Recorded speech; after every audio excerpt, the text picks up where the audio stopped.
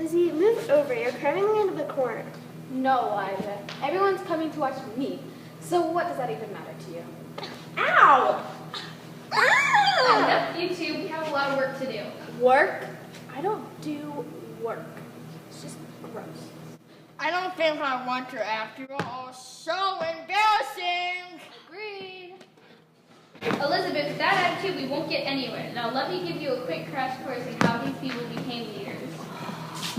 I want to get off.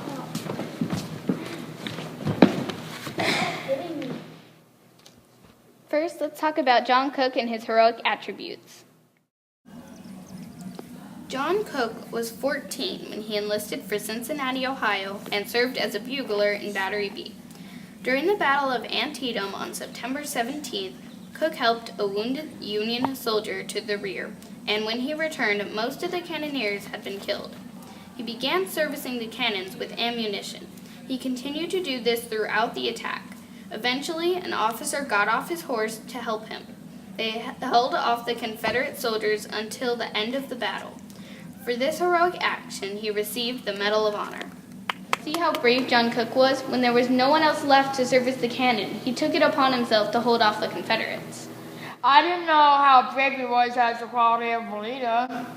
What about Ryan and Lizzie? Were they that important? Yes, they were, and I have another story to tell you about them. Ida and Lizzie were both activists for the Union in the town of Waterford when the state of Virginia decided to secede. In order to raise the hope of the Union troops and support the war effort, the two girls started a newspaper, the Waterford News.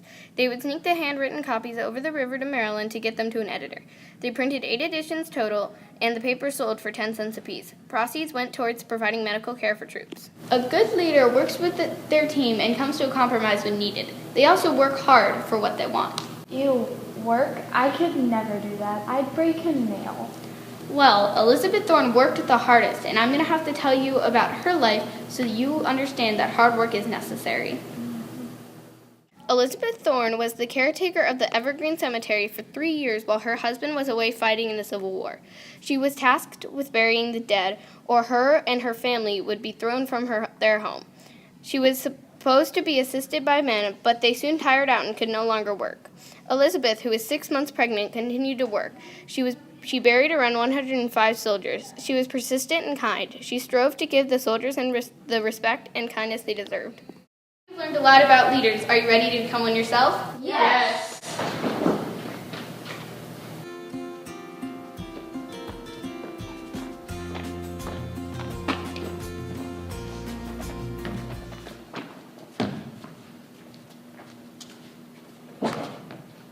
And action. Each leader has certain qualities that make them uniquely different. The qualities of a leader is bravery, hard work, and a caring heart. Leaders are found all over. And so many of them are in our reach.